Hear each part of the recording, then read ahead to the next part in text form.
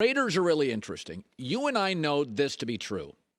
Sometimes it used to be quarterbacks got drafted by a team and they felt like they stayed at a team for a long time. But in the last 3 years alone, you got Matt Stafford changing teams and Russell Wilson changing teams and Jared Goff and Tom Brady, Deshaun Watson, Baker Mayfield. Quarterbacks move all the time. And I saw this story. We touched on that earlier this week about the mobility of quarterbacks and Derek Carr. So Davante Adams, who is as good as any receiver in this league, came out. This is real, folks. He said, at the end of the day, if we're just going to concede and say, oh, they double-teamed me, it's forcing the ball to somebody else. Well, I got no business being here in Vegas in this building because that's what teams are going to do. So if you think the only way to get the ball to me is when I'm singled up, I'm going to have 4 catches on the year. He went on to say, I don't put anything on the coaches. Gulp. Derek Carr. Remember we thought this was an interesting comment earlier this week? I think Derek Carr plays for somebody else next year. Here's why. First reason is Derek Carr is very good. I've defended him for years. Davante Adams is elite, top 2 or 3 in the league. Teams tend to keep elite over very good. Second reason is Derek's reputation through the years is he kind of plays it safe, and that's what Davante Adams is saying. He's playing it safe. That's not good in 2022 NFL. Third reason is this current Raiders coach and this current Raiders GM, they didn't draft Derek Carr. They inherited him.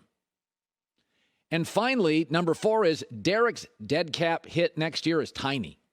In fact, if the Raiders move off him by June 1st, the Raiders save $30 million. Derek Carr's not going to be a Raider next year. This coach, this GM, they inherited him, and they're losing. So you got to find scapegoats, right, to keep your job.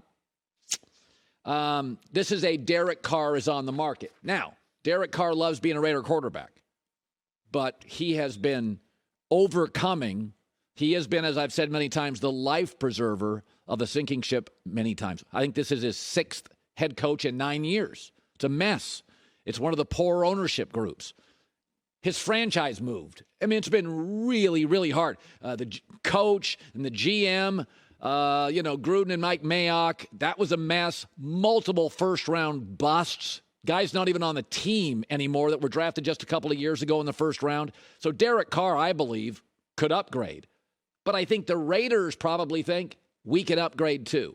So if you think this is crazy, do not forget, in the last 3 years, the number of quarterbacks who have changed teams. Goff and Baker and Stafford and Wentz and Matt Ryan, Deshaun Watson, Russell Wilson, Tom Brady. We thought Marcus Mariota was done. Now he's starting again. So I think this means Derek Carr's future with the Raiders is probably short term. It is not the end of the world. He can go to a franchise with more stability, but the Raiders will not get punished moving off him. His cap hit, that dead cap hit, is tiny. There was a wristband gate this week. Pete Carroll took a shot at Russell Wilson. He never wanted to wear a wristband. It hurt our offense. Russell Wilson fired back. We won a lot of games without a wristband. Nathaniel Hackett, the Denver coach, came out and said, actually, Russell now is going to wear a wristband when we face Tennessee this weekend. So why wouldn't a quarterback wear a wristband? Burrow does, Brady does, Mahomes does, Rodgers does. It would be like doing a radio show without having a handful of notes, right? There's a reason they created calculators, so you don't have to memorize all math equations or be, Einstein. Go to a calculator. Wristbands speed things up. Basically, the OC can yell in your ear, B12. Oh, okay. And then you can go to the huddle instead of him having to elaborate what play you want, what motions you want. Just makes sense. It speeds everything up. Here's what worries me about Russell Wilson, who I've been a defender of, is that did he not wear it in Seattle due to image? That he wanted to prove he was smart enough that he didn't need it. I don't need it. And the reason I worry about that, because we've had 4 or 5 from Pete Carroll to several players say things about Russell now that he's gone, about image. He was too concerned about it. And when 4 or 5 people criticize you, all on the the kind of the same thing, a coach here, a defensive back here, a receiver there, a running back there, and they're all saying, an ex-teammate, they're all saying the same thing drives them nuts. Well, there's probably some validity to it. And so now Russell's in a bit of a crisis, not a bit, a real crisis. Denver is. And so he's going to the wristband, which I think is the right move. But, why wouldn't you wear it? I've got these players, coaches saying he was really into image. Everybody in the league that's great uses one. You don't. Ryan Russillo was on yesterday, and we kind of talked about the whole, Russell Wilson situation.